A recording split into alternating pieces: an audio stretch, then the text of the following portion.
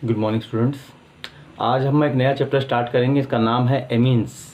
Amines एक ऐसा chapter है, नाम भले ही इस चैप्टर का एमीन्स हैं, लेकिन इस एमीन्स का जो चैप्टर है, इस एमीन्स के चैप्टर्स में अपन ऐसे ऐसे फंक्शनल ग्रुप्स के बारे में डिस्कस करेंगे जिसमें नाइट्रोजन जो है वो रहेगा। मतलब नाइट्रोजन कंटेनिंग कंपाउंड्स को ही हम एमीन्स चैप्टर के अंदर पूरा का पूरा डिस्कस करेंगे। मतलब एमीन भले इस चैप्टर का नाम है तो अपन सोचते हैं कि एमीन्स है मतलब यहाँ NH2 ही होगा। नहीं, NH2 के अलावा यहाँ पर बहुत सारे फंक्शनल ग्रुप होंगे, इनको आपको याद रखना है। एमीन्स चैप्टर में हम देखेंगे तो सबसे पहले आपको दिमाग में ये आना चाहिए एमीन्स। एमीन्स मतलब है NH2। एमीन्स का मीन्स हो जाएगा आपका NH2। और जो एमीन्स है, all the amines are the derivatives of ammonia. मतलब कहने का ये है कि आपका जो अमोनिया है, अमोनिया से आप क्या कीजिए, हाइड्रोजन को रिप्लेस करके वहाँ पर एल्किल ग्रुप को ऐड करते जाइए। तो आप देखेंगे जैसे ही आप एल्किल ग्रुप को ऐड करेंगे, हाइड्रोजन को कम करते जाएंगे, तो आपका फर्स्ट केस में RNH2, सेकेंड केस में R2NH और थर्ड केस में आपका RRN। तो आपने यहाँ पर क्या ऑब्जर्व किया? हमने यहाँ ये ऑब्जर्व किया कि displacement of hydrogen atom by alkyl groups, otherwise aryl groups. कहने का मतलब ये हुआ कि आपका हाइड्रोजन जो है कम होते जा रहा है और एल्किल ग्रुप जो है बढ़ते जा रहा है। तो इस कंडीशन में तो फर्स्ट वाले का नाम होगा प्राइमरी एमीन, जिसमें 1 टाइम्स R होगा, then secondary amine and then third आएगा टर्सरी एमीन। और यहाँ पर R का मतलब आप अच्छी तरह जानते ही होंगे। R का मतलब है एल्किल ग्रुप्स। एल्किल का मतलब replacement of hydrogen from alkanes. Suppose methane to methyl, ethane to ethyl, propane to propyl, butane to butyl. Just like this, methane to methyl and ethane to ethyl. Okay, तो ये आपको याद होना चाहिए कि primary, secondary और tertiary की कैसे आइडेंटिफिकेशन करते हैं। R अगर आप देखेंगे, अगर एक R रहेगा तो प्राइमरी, 2 R रहेगा तो सेकेंडरी और 3 R रहेगा तो टर्सरी। अब आता है कि सबसे पहले इसका स्ट्रक्चर क्या है। तो देखिए एमीन्स का स्ट्रक्चर आपको ज़्यादा डिटेल पढ़ने की जरूरत नहीं है। आप एमीन्स को स्ट्रक्चर को याद रखिएगा कि एमीन्स जो है वो अमोनिया के डेरिवेटिव्स है, तो उसका जो स्ट्रक्चर होगा वो स्ट्रक्चर आपका अमोनिया के टाइप का होगा, पिरामिडल। और उसका बॉन्ड एंगल में कोई खास अंतर पड़ना नहीं है, ठीक है। हाँ, ये है कि एल्किल ग्रुप के बढ़ने के कारण जो है थोड़ा रिपल्सन होगा। जैसे से एल्किल ग्रुप बढ़ेंगे सेम जैसे पहले प्राइमरी एमीन है, फिर सेकेंडरी एमीन है, फिर टर्सरी एमीन है, तो थोड़ा सा प्रतिकर्षण जरूर होगा, थोड़ा रिपल्सन जरूर होगा। तो बॉन्ड एंगल थोड़ी सी कम आएगी। मतलब जो एक्चुअली 109 डिग्री 28 मिनट होता था, 128 मिनट्स, वो कम होकर के 108 के आसपास आ जाएगा। किसमें? टर्सरी एमीन के लास्ट के केस तक, है ना। स्ट्रक्चर वही रहेगा आपका, पिरामिडल।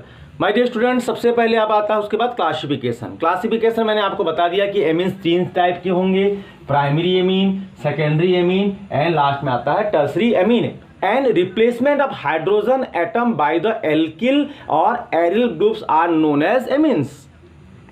Okay, तो there are 3 type of amines and last इतना आता है nomenclature। मतलब इसका सबसे आप मेन आता है आपका नामकरण, कि हम जो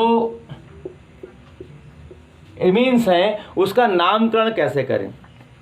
सबसे पहले आप ये ध्यान दीजिएगा, जैसे नॉर्मल आपका कोई एमीन्स है, जैसे बोला जाए मेथनामीन, 1 कार्बन है तो मेथिन के साथ एमीन मेथनामीन। अगर 2 कार्बन होता तो उसका नाम होता एथेनामीन, 3 कार्बन होता तो उसका नाम होता प्रोपेनामीन, 4 कार्बन होता तो उसका नाम होता ब्यूटेनामीन। और उसी बेस पे अपन नाम क्या है देते हैं। लेकिन कभी कभी चांसेस कुछ अलग टाइप से क्वेश्चंस आते हैं। सिंपल तो आपसे पूछेगा नहीं मेथनामीन, एथेनामीन, प्रोपेनामीन, ब्यूटेनामीन, पेंटेनामीन, ये तो सिंपल है, वो तो कार्बन के बेसिस पर हमको एल्किल ग्रुप जोड़ना है।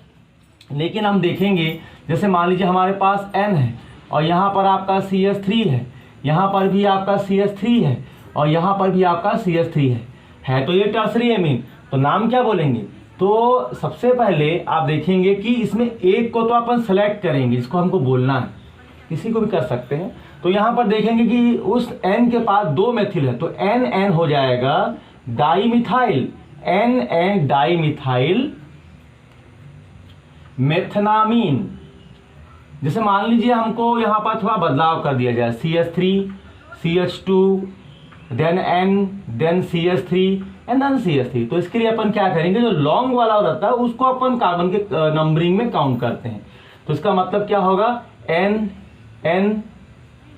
डाई मेथिल, अब बोलेंगे एथेनामीन। क्या बोलेंगे, एथेनामीन। अब मैं कुछ एरोमेटिक कंपाउंड्स के नाम के बारे में बता दूं। जैसे मान लीजिए आपका है ये एनिलीन बोलते हैं इसको, एरोमेटिक एमीन है, इसका नाम होता है एनिलीन या इसको बोलते हैं एनालीन, एरोमेटिक एमीन या इसको बोलेंगे क्या, एनालीन।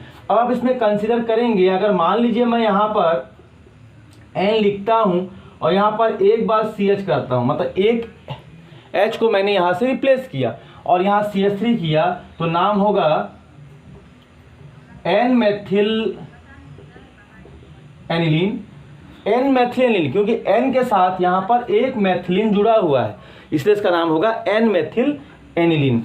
और मान लीजिए मैंने यहाँ पर थोड़ा बदलाव कर रहे हैं, यहाँ पर मैंने N किया और यहाँ पर मैंने 2 बार CH3 किया, तो क्या नाम होगा, N dimethyl aniline. Okay, तो N dimethyl aniline, N methyl aniline चल सकता है, लेकिन कभी कभी हमारे पास कुछ सिचुएशंस बदल जाती है। कैसे सिचुएशन बदल जाती है, आप ध्यान दीजिएगा। अगर मान लीजिए आपके पास यहाँ पर N है और यहाँ पर CH3 है और यहाँ पर आपका C2H5 है, मतलब यहाँ पर एक कार्बन है, यहाँ पर 2 कार्बन्स हैं, तो उस केसेस पे हम इसको कैसे कंसिडर करेंगे, तो उस कंडीशन पे हमारा अल्फाबेट सिस्टम लागू हो जाता है। तो यहाँ पर obviously this is a methyl, this also ethyl, तो E पहले आता है, M बाद में आता है, इसलिए होगा N ethyl N methyl aniline, N ethyl N methyl aniline, ये होगा नाम। तो ये नाम आपको याद रखना है। तो अल्फाबेट सिस्टम का भी आप यूज़ कर सकते हैं। अगर मान लीजिए N के साथ आपके 2 एल्किल ग्रुप जुड़े हैं और दोनों सेम नहीं हैं और दोनों डिफरेंट है, तो उस कंडीशन पे अंग्रेजी की जो वर्णमाला है उसमें जो पहला शब्द आएगा, अक्षर आएगा, उसी हिसाब से उसका नामकरण करते हैं। तो ये हो गया IUPAC नाम किसका, एमाइंस का। अब IUPAC नाम के बाद हमारा जो सबसे इंपॉर्टेंट कॉन्सेप्ट आता है वो परीक्षा में आएगा, प्राइमरी सेकेंडरी और टर्सरी को पहचानना। तो अब बच्चों मैंने कि जैसा आपको पहले बता दिया है कि जैसे कि NH2 रहेगा तो प्राइमरी है, NH रहेगा तो सेकेंडरी है और N रहेगा तो आपका टर्सरी है। अब सबसे जो इंपॉर्टेंट टॉपिक आएगा आपके एग्जाम में CBSE में, वो पूछेगा प्रिपरेशन ऑफ एमाइंस, अमाइंस बनाने की विधियां कैसी कैसी होती हैं। तो देखिए स्टूडेंट्स, सबसे पहले जब आप एमाइंस बनाने की विधियों को ध्यान दें तो आप इस फंक्शनल ग्रुप को याद रखें कि एमाइंस में आपके 3 एमाइंस होंगे, जस्ट लाइक दिस, ऐसा है ना। तो जब ये दिमाग में स्ट्रक्चर बन जाएगा, this is a primary amines, secondary amine, this also tertiary या तृतीयक एमाइंस भी बोलते हैं। मैंने पहले आपको बता दिया था कि एमाइंस इस चैप्टर का नाम भले ही है ना, लेकिन इस चैप्टर में आपको ऐसे ऐसे फंक्शनल ग्रुप्स को पढ़ना है जिसमें नाइट्रोजन कंटेनिंग है। तो थोड़ा इसको रिवाइज कर लेते हैं। जैसे एमाइंस के अलावा आपके पास एमाइड्स होगा, क्या होगा, एमाइड, उसके बाद आपका हो जाएगा सनाइड, साइनाइड, ओके, एंड देन आपका इसमें रहेगा नाइट्रो कंपाउंड NO2, इसको बोलते हैं नाइट्रो। देन आपका रहेगा आपका SCN थायोसाइनेट, SNC आइसोथायोसनेट।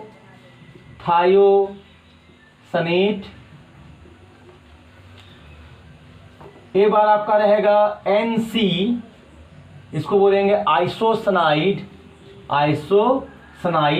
तो ये हमारे फंक्शनल ग्रुप है जो आपको इसमें ध्यान रखना है, मतलब प्राइमरी, सेकेंडरी एंड टर्सरी, प्राथमिक, द्वितीयक, तृतीयक के अलावा ये भी आपको ध्यान देना है।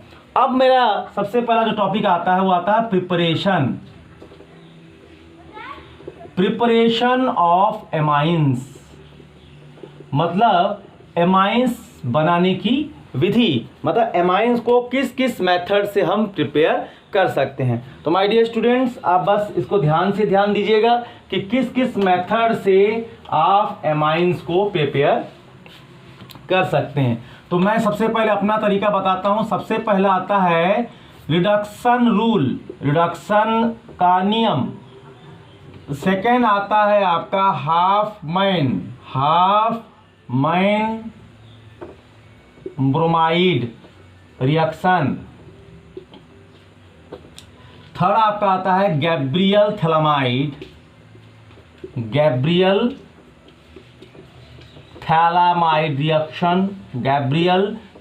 रिएक्शन।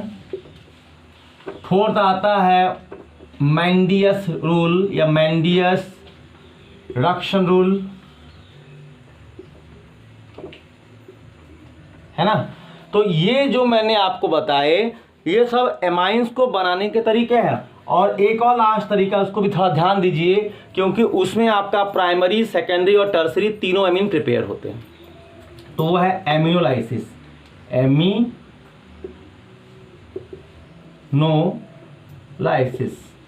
एमिनोलाइसिस। तो ये याद रखिएगा, रिडक्शन रूल के अंतर्गत मैं बहुत सारी चीज़ बता दूंगा इसमें, है ना। और रिडक्शन में आपके 3 कैटेगरी काम करेगी। आपकी जब रिडक्शन करेंगे तो उसमें 3 कैटेगरी काम करेगी। एक करेगा 2H, एक करेगा 4H, एक करेगा 6H। ये 3 रिडक्शन रूल को आपको क्या करना है, फॉलो करके एमीन्स को बनाना है। अब माय स्टूडेंट्स, सबसे पहले यह ध्यान दीजिएगा कि जब हम एमीन्स का प्रिपरेशन करते हैं तो इसमें कौन कौन से रूल्स काम आएंगे। तो एमीन्स के प्रिपरेशन में आप ध्यान दीजिएगा कि जैसे मान लीजिए आपके पास यदि नाइट्रो कंपाउंड है तो नाइट्रो कंपाउंड में आप जब रिडक्शन करेंगे तो यहाँ पर आपको ऐड करना पड़ेगा 6H rule.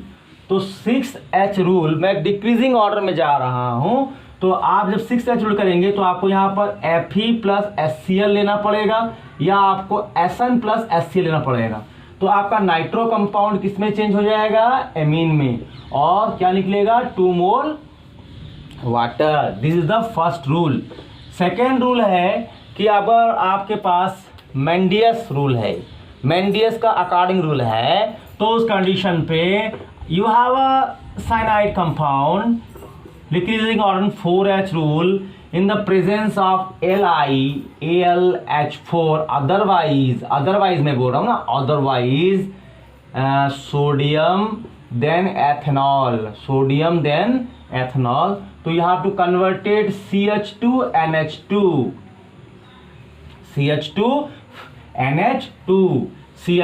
NH2 distribution of 2 and distribution of 2, there 2. And then third is, this is also called Mendius rule. Next आता है Stephen rule, Stephen reaction. This is the 2H rule. Suppose you have cyanide C triple bond N, addition of 2H in the presence of stannous and hydrochloric acid, या otherwise stannous chloride, otherwise the hydrochloric acid. After adding that, carbon contain 2 hydrogen and nitrogen contain 2 hydrogen. So CH2, then not CH2 NH2.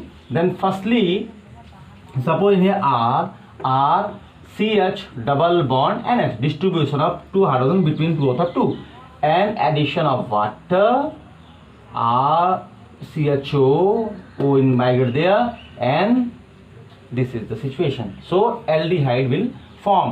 तो aldehyde का form करना है अपने को, amine नहीं बन रहा है इसमें, है ना। एमीन अपन एल्डिहाइड टू अब एमीन भी फॉर्म हो सकता है। How it is possible? It is possible when aldehyde oxidized, it confirm carboxylic acid, and this carboxylic acid react with ammonia, so it gives RCOO RCOONH4 addition reaction and hit that RCONH2, two hydrogen remove from this position and one oxygen this position, and add half-mine bromide reaction. Half-mine bromide reaction gives primary amine. This bromine water and potassium hydroxide is known as half-mine chemicals. It convert amide to amines. So जब हम Hopman के reactions को पढ़ें तो हमारे दिमाग में याद रखिएगा कि इसमें एमाइड टू क्या फॉर्म होगा, एमीन्स फॉर्म होगा। हाफमैन डिग्रेडेशन रिएक्शन भी बोलते हैं, हाफमैन डिग्रेडेशन रिएक्शन, हाफमैन का निम्नीकरण की अभिक्रिया, मतलब हाफमैन ब्रोमाइड अभिक्रिया जब भी आप करेंगे तो उसमें एक्चुअली होगा ये कि आपके पास मान लीजिए नंबर ऑफ कार्बन एटम्स 2 है तो उसमें नंबर ऑफ कार्बन एटम्स हो जाएंगे 1। अगर आपके पास नंबर ऑफ कार्बन एटम्स 3 है विथ इंक्लूडेड विथ एमाइड्स तो आपका 2 हो जाएगा। तो हाफमैन को हम यूज़ करते हैं चैन को शॉर्ट करने के लिए और एमाइंस मैंडियस रिएक्शन को हम यूज़ करते हैं चैन को लॉन्ग करने के लिए। तो ये हो गया आपके कुछ रूल्स, रिडक्शन रूल्स। अब मैं इसके बाद एमाइंस बनाने के नेक्स्ट तरीके में आता हूं जो सबसे इंपॉर्टेंट है, जैसे कि मैंने आपको हाफमैन के बारे में बताया। Hopman bromide reaction. तो देखो हाफमैन ब्रोमाइड में अपन लेंगे क्या, सबसे पहले अपन लेंगे एमाइड RCONH2, इसमें मिला देंगे ब्रोमीन वाटर एंड मिलाएंगे 4 times KOH otherwise NOH, suppose जो भी आपको लेना है ले लीजिए। तो जब इसको बैलेंस करेंगे तो यहाँ से R और यहाँ से NH2 क्या बन जाएगा RNH2 और क्या निकलेगा 2 Br है तो क्या निकलेगा कॉमन 2 के Br, 2 के यहाँ से 2 Br यहाँ से, तो बचा कितना K2 बचा 2, कितना बचा K2 बचा 2 और यहाँ पर CO ऑलरेडी दिख रहा है आपको, यहाँ पर CO है और यहाँ पर क्या है 4 है तो यहाँ पर क्या करेंगे 3 लेंगे, तो 5 में से कितना बचा 3, तो कितना हासिल बचा 2 और यहाँ पर 4H है तो उसको लिखेंगे क्या 2H2। तो ये बैलेंस हो गया, क्या बन गया प्राइमरी एमीन। अगर यहाँ R की जगह में अपन CH3 C2H5 और C6H5 लेते तो जैसा यहाँ पर R लेते यहाँ पर वैसा R फॉर्म हो जाता। सेकेंड नेक्स्ट आता है आपका नेक्स्ट रिएक्शन जो आएगा, ये तो हाफमैन हो गया, सेकंड रूल कंप्लीटेड। थर्ड है आपका Gabriel phthalimide reaction. Gabriel phthalimide reaction मतलब गैब्रियल रिएक्शन में क्या होता है, इसमें हमेशा आपका एलिफेटिक एमीन फॉर्म होगा। क्या फॉर्म होगा, एलिफेटिक जो होंगे, एलिफेटिक जो प्राइमरी एमीन्स होंगे वो फॉर्म होंगे किसमें, गैब्रियल थैलामाइड रिएक्शन में। सबसे पहले अपन क्या लेंगे गैब्रियल थैलामाइड रिएक्शन में, तो गैब्रियल थैलामाइड रिएक्शन में सबसे पहले आपको लेना है थैलामाइड। क्या लेना है, थैलामाइड। ये जो फार्मूला है CO यहाँ पर आता है NH, ये थैलामाइड का फार्मूला है, इसका नाम होता है थैलामाइड। आप इसमें मिला दीजिएगा पोटेशियम आयोडाइड, तो जैसे आप इसमें पोटेशियम आयोडाइड को ऐड करेंगे तो यहाँ पर CO, यहाँ पर भी CO और यहाँ पर आपका आएगा NK। हाइड्रोजन को पोटेशियम ने पोटेशियम का हाइड्रोजन को रिप्लेस कर दिया तो पोटेशियम थैलामाइड बन गया। जैसे इसमें RI मिला देंगे, क्या मिला देंगे RI एल्किल आयोडाइड, तो यहाँ पर आपका सेम टू सेम CO, यहाँ पर भी CO और यहाँ हो जाएगा NR, N एल्किल थैलामाइड, मतलब पोटेशियम को एल्किल ग्रुप ने क्या कर दिया, रिप्लेस कर दिया। अब इसमें आप क्या कर देंगे, सीधा सीधा वाटर को ऐड करेंगे। क्या ऐड करेंगे, वाटर को। इसमें जिसका मैंने अभी एग्जांपल दिया था, तो 2 मोल जब वाटर ऐड करेंगे इसमें क्या करेंगे 2 मोल वाटर, तो 2 मोल वाटर में जहाँ पर CO है वहाँ OH आएगा, वहाँ पर भी OH आएगा और जहाँ पर N है वहाँ पर H आएगा। तो कहने का मतलब हमारा R के साथ क्या निकल गया RNH2 और हमारा जो आंसर आएगा वो क्या आएगा, हमारा जो आंसर आएगा वो निकल जाएगा थैलिक एसिड, क्योंकि एमाइड जो है वो एसिड के ही एक डेरिवेटिव्स होते हैं। ठीक है, तो ये आपका हो गया सेकेंड रिएक्शन, गैब्रियल थैलामाइड का रिएक्शन। कुछ ज़्यादा कठिन था नहीं, है ना। आपको थैलामाइड से प्राइमरी एमीन फॉर्म करना था। आप R को बदल दीजिएगा, जहाँ पर मैंने R लिया था और उसके प्लेस में आप लेकर के आप अलग अलग टाइप के एमीन्स फॉर्म कर सकते हैं। थर्ड आपका आता है एमिनोलाइसिस। एमिनोलाइसिस इसमें क्या करेंगे, सबसे पहले जो आप एमिनोलाइसिस करते हैं, जैसा नाम से ही लग रहा है एमिनोलाइसिस, मतलब आप क्या करेंगे, आप इसमें अमोनिया का तो रोल रहेगा ही क्योंकि नाम ही है ना। आप सबसे पहले एल्किल हैलाइड ले लीजिएगा। क्या, एल्किल हैलाइड RX। जैसे ही अपन RX लेते हैं, आप ध्यान दीजिएगा, RX में अपन क्या करेंगे, अमोनिया को ऐड कर देंगे। किसको ऐड कर देंगे, अमोनिया को ऐड कर देंगे। जैसे ही RX में हमने अमोनिया को ऐड किया तो यहाँ पर होगा ये कि यहाँ से HX बाहर निकल जाएगा, है ना, यहाँ से H, यहाँ से X, तो यहाँ से क्या बचेगा, RNH2 बचेगा। फिर वही काम, है ना, फिर वही काम करेंगे, यहाँ से निकालना है तो फिर यहाँ से क्या करेंगे, फिर यहाँ पर आप RX जोड़ेंगे। क्या जोड़ेंगे, RX, RI, RCl, alkyl halide. तो यहाँ पर आपके कितने R आ जाएंगे, 2 R आ जाएंगे, और यहाँ NH होगा और फिर से HX निकलेगा। फिर आप इसमें फिर RX जोड़ेंगे, RI जोड़ेंगे, या जो भी जोड़ना है। तो आप क्या कर रहे हैं, कोई भी एल्किल का हैलाइड जैसे ही जोड़ते जा रहे हैं तो यहाँ पर HX तो बाहर निकल रहा है, और आपके फर्स्ट कंडीशन में प्राइमरी, सेकेंड में सेकेंडरी, और टर्स में टर्सरी बना, और लास्ट में आपको एक और RX जोड़ना है। तो आपका जो R हो जाएगा कितना बार हो जाएंगे, 4 बार। नाइट्रोजन और हेलोजन तो रहेंगे, लेकिन नाइट्रोजन में प्लस रहेगा और हेलोजन में क्या रहेगा, -4 रहेगा। तो इसको क्या बोलेंगे, चतुष्क अमोनियम लवण। चतुष्क अमोनियम लवण, या इसको अंग्रेजी में बोलते हैं क्वाटरनियम अमोनियम सॉल्ट। ठीक है, तो ये हो गए हमारे एमीन बनाने के पूरे मेथड। मेंडियस के बारे में मैंने पहले बता दिया है ना, और 2H, 4H और 6H का रूल का मैंने अप्लाई करके भी आपको बताया। अब स्टूडेंट्स, सबसे जो इम्पॉर्टेंट चीज़ें हैं अब वो क्या है ना, इस चैप्टर में इतने जो मैंने रिएक्शंस बताएं, इतने बताने के बाद भी 3-4 रिएक्शन इंपॉर्टेंट बनते हैं जो आपको एग्ज़ाम में पूछे जाएंगे। तो इसके अलावा आपको 4 रिएक्शन और करने हैं। वो क्या क्या है, तो वो ये है कि इसमें आपको देखना है कार्बिल एमीन टेस्ट। क्या देखना है, कार्बिल एमीन का परीक्षण। दूसरा देखना है आपको डाई एजोटीकरण, डाई एजोटाइजेशन, है ना। उसके बाद देखना है ये कपलिंग रिएक्शन, जिसको हिंदी में बोलते हैं युग्मन अभिक्रिया, है ना। और चौथा देखना है आपको सैंड मायर रिएक्शन, या इसको हिंदी में बोलते हैं सैंड मेयर की अभिक्रिया। तो मैंने अभी जितने रिएक्शंस बताएं, इनके अलावा आपको इन 4 रिएक्शंस को भी ध्यान से पढ़ना है। माय डियर स्टूडेंट, सबसे पहले मैं आपको कार्बिल एमीन टेस्ट के बारे में बता दूं।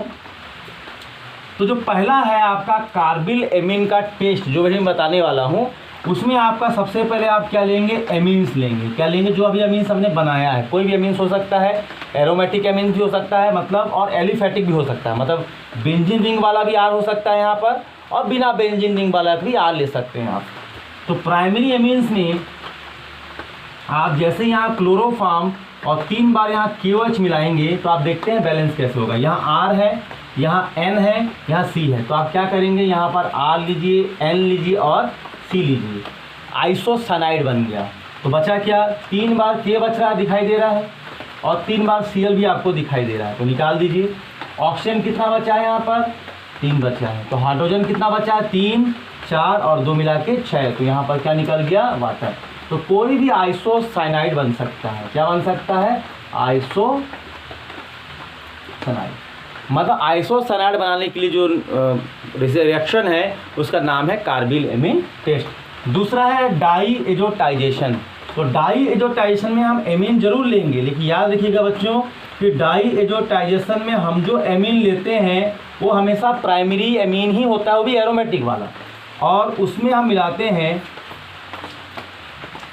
NaNO2 और 2 बार क्या मिलाते हैं, HCl।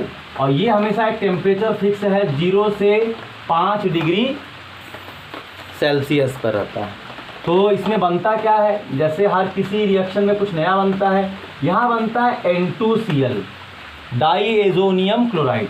तो यहाँ का N और नाइट्रो का N, 2 Cl में से 1 Cl मैंने लिया, तो इसका नाम है बेंजीन डाई एजोनियम क्लोराइड। अब यहाँ पर एक Cl बचा था तो उसको क्या निकाल दिए, Na के साथ निकाल दिए।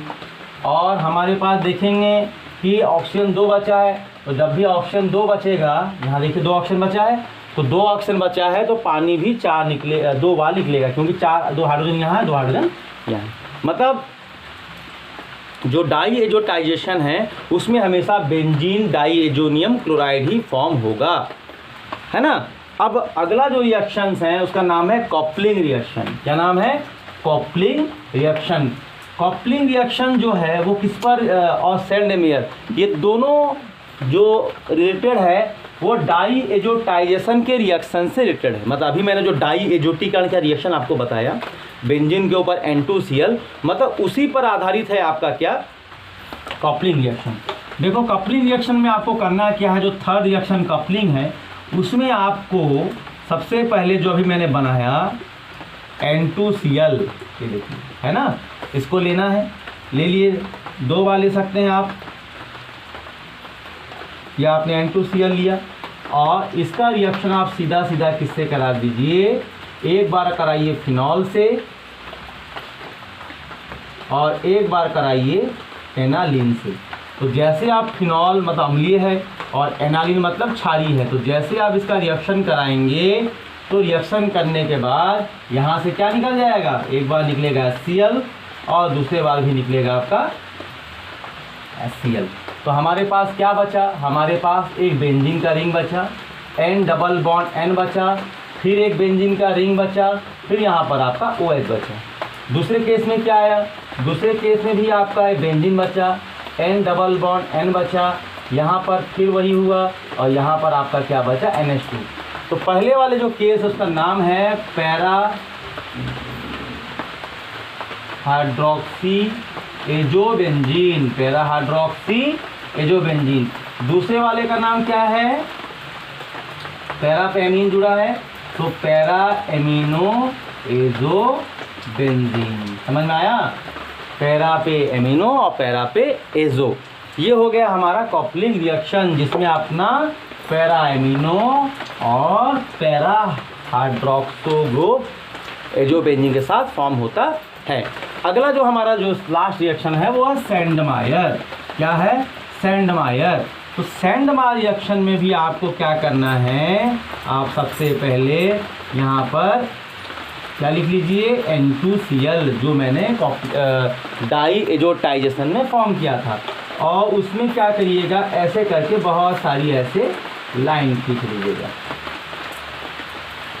अगर आप इसमें वाटर मिलाते हैं, CuCl मिलाते हैं, CuCl मिलाते हैं, है ना, HbF4 मिलाते हैं, HI मिलाते हैं, HBr मिलाते हैं, तो जैसा मिलाएंगे वैसा आपका फॉर्म होगा।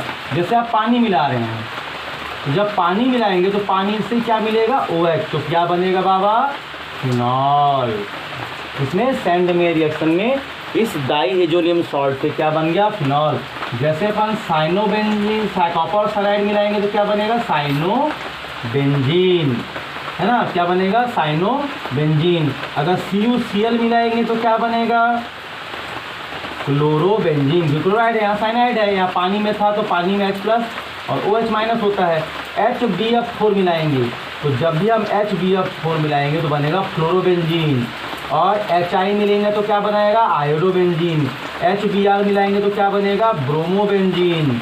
तो हेलो बेंजीन, फिनॉल, साइनोबेंजीन, ये जितने भी डेरिवेटिव्स हैं ये कौन सा रिएक्शन में फॉर्म होता है, ये फॉर्म होता है भैया सैंडमायर रिएक्शन से। किससे फॉर्म होता है, सैंडमायर रिएक्शन से। तो माय डियर स्टूडेंट्स, अभी मैंने आपको जितने भी नेम रिएक्शंस थे इस चैप्टर के इंक्लूडेड वो समझा दिया। अभी मेरी जो नेक्स्ट वीडियो आएगी मीन्स मी, उसमें मैं आपको कन्वर्जन कैसे बनाते हैं, है ना, कन्वर्जन को कैसे बनाया जाता है, और साथ साथ जो ABCD के रिएक्शंस होते हैं, एक कंपाउंड को दूसरे में चेंज करना, है ना, ABCD को पहचानना, रूल्स को एक समझना, और बेसिक नेचर को समझना, ये मेरी अगली जो वीडियो अभी आएगी उस वीडियो में आपको पूरा क्लियर हो जाएगा। अभी की वीडियो में टाइप्स ऑफ एमीन्स और नेम रिएक्शंस करिए। अभी की मेरी जो नेक्स्ट वीडियो होगी उस वीडियो में आपको जितने भी एमाइन संबंधी रूल्स हैं, दैट रूल्स वो आपको क्लियर हो जाएगा।